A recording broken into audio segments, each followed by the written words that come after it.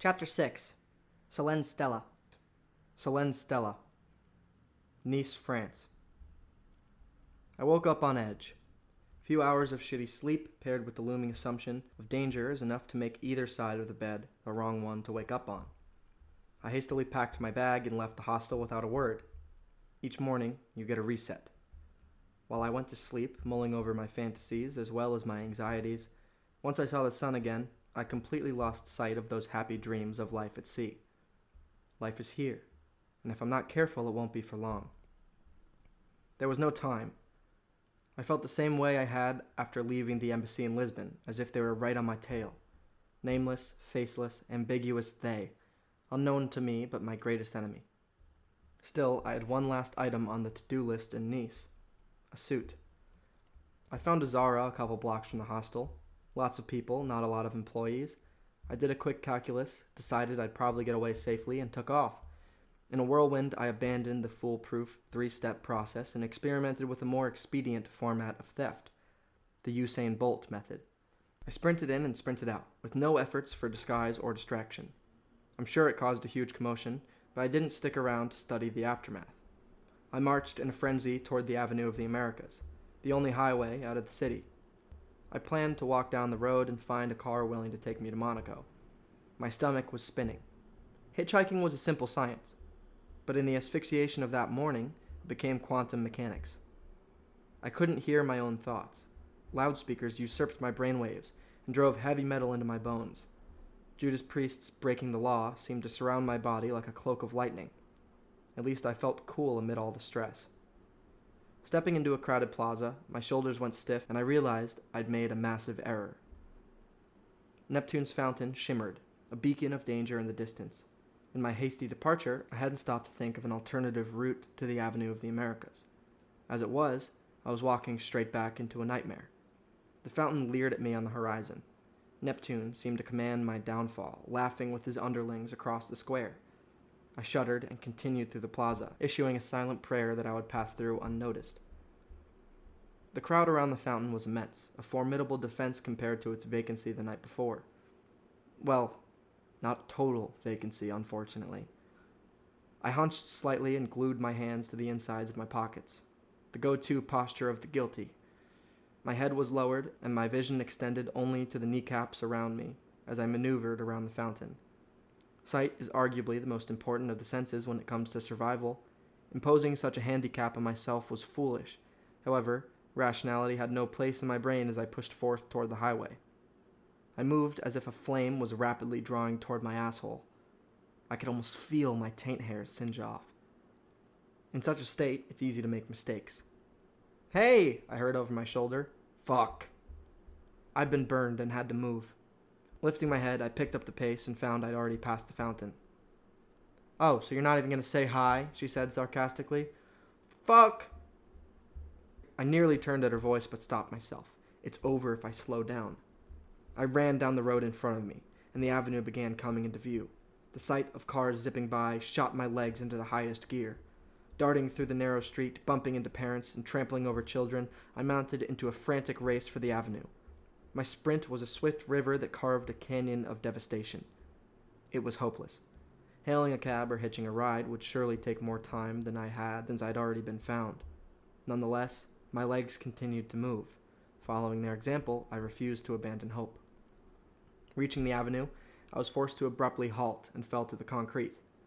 I sprung up and hysterically flailed my arms at passing drivers, whistling like a cotton candy salesman at a baseball game. When it comes to hitchhiking, it's really not so bad to be on the run. Appearing like you are, though, is the fastest way to a hot afternoon on the side of the road. I cried out at every car that passed. Each car accelerated at the sound. I fell into a loop of rejection, anger, and frustration.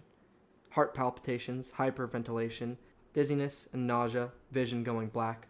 Who doesn't love a nice midday panic attack? A calm hand on my shoulder silenced the storm. "Hey, stranger." "Fuck!" I swiveled around to find her face a few inches in front of mine. Her muted lavender perfume struck me with thoughts of Marseille. "What? I'm scary now, huh? What gives?" she asked calmly. My eyes were about to pop out of their sockets and my face was Macintosh red. It's over. What? Why are you following me? I stammered. Huh? I guess it kind of does look like that, she giggled. Hate to crush your dreams, but I didn't follow you to Nice. It's just, well, I saw you last night and you ran away. A little bit odd, don't you think? I mean, I'm supposed to hate you, not the other way around, remember? What right do you have to run away like that, idiot? Anyways, I figured I'd probably find you around the fountain again. It's not every lifetime that your no-name Prince Charming pops up twice, so I wanted to see you again, you know? Sure, I said, taking a big step away. That explains why you were following me at my hostel yesterday afternoon, too, right? I wanted to believe her, but every instinct told me not to. She just wants me to let my guard down. I won't do that. Oh, you know, I thought that might have been you, she said. She flashed a smile and gripped her bag playfully. See, I wasn't sure. It's pretty random that we're both here, so at first I thought I was just seeing things. I stood firm and silent. Is she for real? No way. Come on, she rolled her eyes. Let's go sit over there on one of those blue benches. We can't just stand around. You made a bit of a scene back there, idiot. She nodded her head in the direction of the fountain, and I looked back at the road.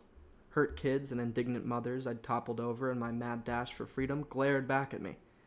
I flashed a paltry smile as the girl grabbed my arm and led me away. I'm not following you, okay? I'm not like a creep, she said, taking a seat. God, you really are an idiot. I sat next to her, staring at the lively blue waves before us. She was smirking innocently. This can't be a coincidence. The evidence pointed toward danger. But then, there was her adorable smile, with those disarming dimples and the way the sea breeze swayed her hair. Maybe it is a coincidence. Listen, I'm a journalist, traveling along the Riviera looking for a story. Dream job, right? Nice is the next stop after Marseille, you know. We just happen to be going the same way, she said, gleefully shutting her eyes. The blood evacuated my face, and my cheeks became as pale as the crests of the waves. You're kidding me. Don't believe me? Fine, she said, digging through her patterned bag. She pulled out a newspaper titled Le Monde and pointed to an article on the front page. Here, it's my last article from about a month ago. I studied the page. The headline stated, Femicide. The world needs a wake-up call. I had a violent urge to throw up the beer from the night before. Beneath the title was her headshot. Her bobbed hair elegantly framed her stern and confident face. It was black and white, displaying authority without sacrificing beauty. Next to the photo was her name, Solenn Stella. Okay, I said, relaxing my shoulders a little. All right, I believe you. I handed her back the paper and she stuffed it into her bag. She took a deep breath and patted her thighs innocently. Well, she didn't exactly follow me here, I guess. Cold comfort, though. Hate to say it, but you still look pretty homeless, she said, scrunching her nose and sticking her tongue out at me. Looks like she doesn't know who I am, despite her story. Thank God for that haircut and this beard. Homeless is my go-to look these days. It's chic, I raised an eyebrow. Maybe you should try a suit sometime, she said, shaking her head. I relaxed a little more, leaning back in my seat and directing my eyes back to the Mediterranean. Relief seeped slowly into my veins like a morphine IV drip. A suit, huh? I asked. Man, if she only knew. Well, it'd sure beat the whole starving artist look you got going on right now, she shrugged. I rolled my eyes and she continued, You know what? Drop artist. You look plain starving. Seriously, did you come from a soup kitchen? I smiled smugly to hide my very real hunger. All right, Solenn, point made. How do you know my name? Her shoulders got tensed and her spine straightened out. Most journalists have names, you know. I pointed at the article crammed in her bag. For a first-class reporter, you sure are slow. You're one to talk about being slow, idiot, she said, jerking her bag away. Do you not remember trampling over little kids like a goddamn bull 10 minutes ago? Talk about being slow. That's one of the stupidest things I've ever seen. What do you mean slow? I thought I was pretty fast. I flashed a grin. She spun away and her hair twirled like a tutu coated with gold spray paint. You know, Solenn is a beautiful name. It suits you, I said. She seemed to blush, though I couldn't quite tell with her face turned away from mine. I'm not that easy, you know, she said coyly behind a mask of hair. No, wait, I'm not... I wasn't... I stuttered, waving my palms in the air like a white flag. Solenn pushed a gust of air through her nose as if she'd seen a half-decent meme on Twitter. I'm kidding, you idiot. Good one. I stared at the honey-colored barrier between us. The plane lifted off the runway. The train pulled out of the station. The ship set sail from the harbor. I felt like I might vomit in the anxious way. It's just that I think you're really great, I guess. I squirmed around like a lobster being boiled alive. Honesty, even this harmless emotional kind, was a taboo. Am I even allowed to feel anymore? I don't know what it is, Solenn, but I haven't been able to get you off my mind since we met. Fuck me, what am I saying? I sound like a total moron. Just because, I think you're really pretty. Wait, no. Well, yes, I do, obviously. It's not just that. I also think you're super cool. Hilarious. You're quick with comebacks, and you're kind of an asshole. Like, in a good way, you know? I think it's great. God, I am terrible at this. You can read quiet in a million different ways. In the 5 seconds after I finally shut the fuck up, I read Solenn's silence in every one of them. Then, suddenly, she giggled and turned to face me again, revealing an ivory smile. I remembered I'd die if I didn't breathe, so I emptied the anxious carbon dioxide I had hostage in my lungs. Oh? And what else do you like about me? She asked, with a sultry squint of her eyes. Well, since you asked, I get the impression you're pretty smart, too. Le Monde is a massive newspaper in Paris, yeah? Kinda like the Times? There's no way they let just anyone run a lead story. Her smile grew. The plane touched down on the runway, the train pulled into the station, the ship arrived in the harbor. My stomach settled. Finally, something good. Well then, since you know all about me, I think it's only fair I learn a bit about you. Like for starters, want to tell me your name, idiot? I told you, I don't do names, I said quickly. It's not like I asked for yours, lovely as it is. She pouted, assaulting me with her blue gems of persuasion to lure me into talking. Would have worked about a minute ago, Solenn. A couple seconds of sad puppy and she reverted to her base state of frustration. Come on! What's the big deal anyway? It's just a fucking name. I'm not asking for your life story or anything. I offered a closed-lipped smile underneath the layer of scruff that helped identify me as a bum. I don't want it, either, she said. Huh? Your life story. I don't care much for hearing it, she said softly. After all, I still like you right now. Fine, I conceded. I just have to buy a little time. But not here. I can't say anything out in the open like this. Every once in a while, a glare is so powerful that you can feel the anger. With Solenn, it was very common. Listen, it's like this. My name is a very valuable thing, I said, putting forth my best blue steel. You've earned it, I'll give you that. But if I tell you out here in the open, it'll lose value. I don't want it to be worthless. She waited for a few seconds, probably expecting me to say, just kidding, or something. I didn't. Seriously? Eye roll. Seriously. Bigger eye roll. Look, we're right by Castle Hill. I gestured toward the massive slope behind us. Supposed to be the best view in the city. Let's go and I'll tell you up there. It's kind of our thing to go to the highest place in the city to talk anyways, don't you think? She groaned and stormed off with forceful stomps. I watched her walk for a while. Can't imagine the view up there will beat this. Castle Hill is exactly what it sounds like. A castle on a hill. Creative, I know. The castle is a splendid structure, though, and the hill might as well be a small mountain. Like anything else in life, the view from the top is breathtaking, but then so is the climb to get there. As Solenn and I went, the long hike worked to my advantage. The seemingly endless helpings of stairs gave me a ton of time to think of a way to get out of telling her my name. Or at least, telling her the household name associated with a brutal kitchen murderer. "So, why are you on edge anyway, corner store?" she asked as we walked up. "Well, you might say I'm in a bit of a rough spot," I winced. "See, there are these people after me. Kind of bad people, actually." "What do you mean?" "I'll tell you when we're up there, don't worry." She nodded. "Anyways, what's this big story you're after?" "You got my name from the article, right?" Her eyes glimmered. "Did you pay any attention to the title?" "Sure. Femicide. Sounds like brutal stuff, I guess," I replied, downplaying my knowledge of the topic. I knew all about it, of course. I was enemy number one in the eyes of the femicide movement. She grimaced and clenched her fists. To her, I was another privileged man, both unaware of and part of the problem. Can't blame her, really. "Yeah, it's a huge issue. All injustice makes my blood boil. But you know that already, don't you?" she said, passing a judgmental look. I returned a shaky smile. "Anyway, femicide is injustice on an entirely different level," she huffed and picked up the pace on the stairs.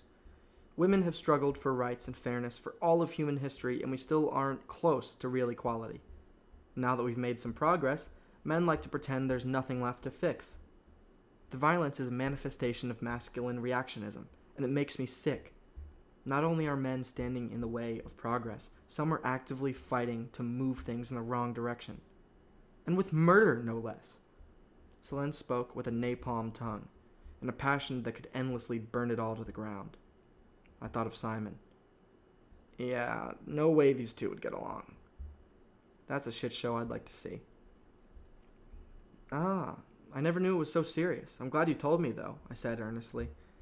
"Definitely worth writing about." "You already ran a piece about it on the front page, though, right? So, what else is there to say, really?" "That's the problem," she shook her head. "People think one article is enough, but it's not. Not even close. Do you know how many murders there are every year? Gruesome, vicious murders? No. One article isn't enough. Even 100 isn't enough. What we need is a culture change, an entire movement." I nodded. "Can't disagree with you there," I laughed. "If you're calling for a movement, though, why come to the Riviera? Wouldn't Paris be an ideal home base? I mean, how many movements started in that city? It's practically the capital of revolution." "Well, public opinion needs more than words. Manifestos just aren't sexy anymore," she said with a wink. "It's like how you didn't just trust me earlier. Words didn't cut it, you know? You needed proof that I wasn't lying before you knew I wasn't some crazy stalker. In the same way, people need to see examples of femicide to get behind any kind of movement. Radical change needs radical evidence. It just so happens that I've got a massive lead on a big enough story. I think it could get the ball rolling, at least. That's why I'm here." My throat went dry. "Massive story, huh? What's the story, then?" I asked. "You mean you haven't heard about him?" she asked, stopping our ascent. "You've got to be shitting me." "Can't say that I have." "Do I have competition?" I joked. Solenn didn't laugh.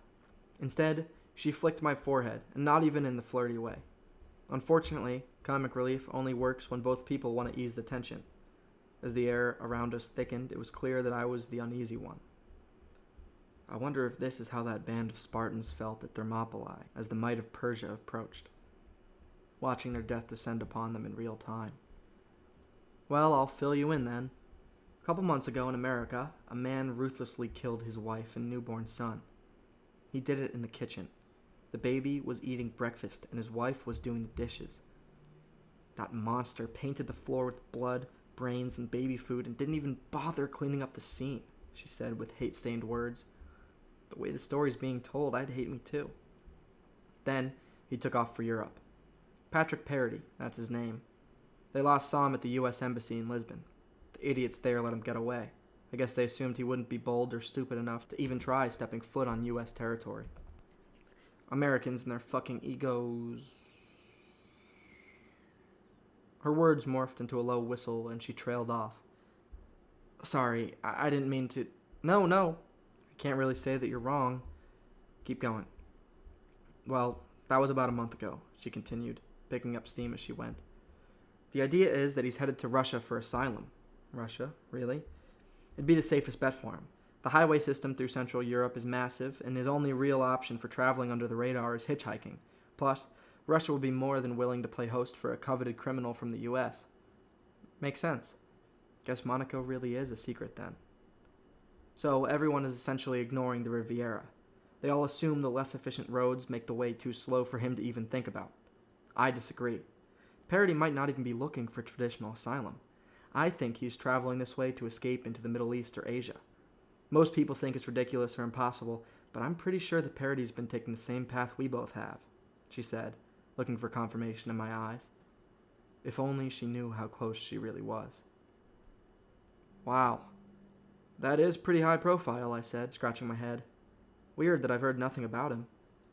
There seems to be a lot of weird things when it comes to you, she said with mock disgust. We shared a smile and she went on. But yeah, talk about a huge story. Global headlines, all major countries. If I get to Parity, I'll have a massive article on my hands. His actions highlight the gruesome reality of femicide perfectly. This story is the tangible proof. See what I mean? I think it's the perfect catalyst to get a movement going. I nodded. In a roundabout way, I was comforted. The specter of immediate danger no longer loomed over my head. On top of that, Solenn's agency and righteousness were admirable. Hers was truly a noble pursuit, even if I did happen to be the object of her hatred. The story about the murder was false, but how could she have known? How could anybody? At any rate, that article would surely have the desired effect. Maybe I should let her write it. Again, she tempted me. Solenn the siren, baiting me, seducing me, adding complexity to the journey. No, I can't. Fuck. Why did I have to run into her again? If I wanted to make it to Monaco, I couldn't reveal the truth. Not even part of it. I needed something to explain the bad people I'd mentioned, though. What do I do? We continued to a soundtrack of quiet steps, and I kept thinking. As we ran out of stairs to climb, I started to feel a slight draft. I licked my finger and stuck it up.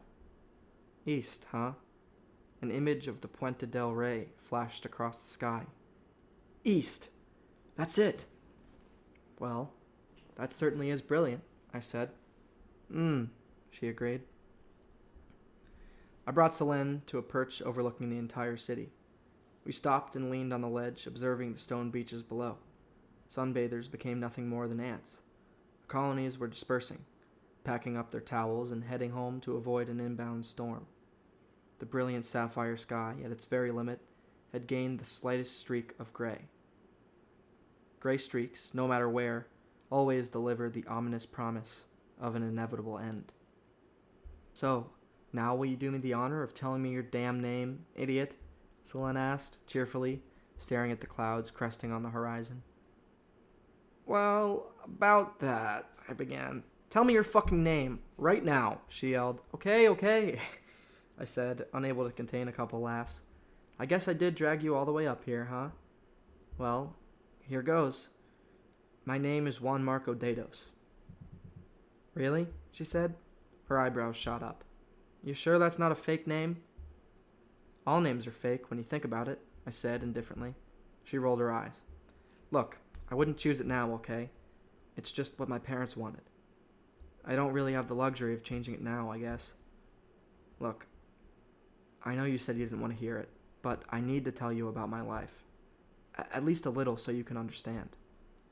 Go for it. Then, I told her Simon's story in place of my own.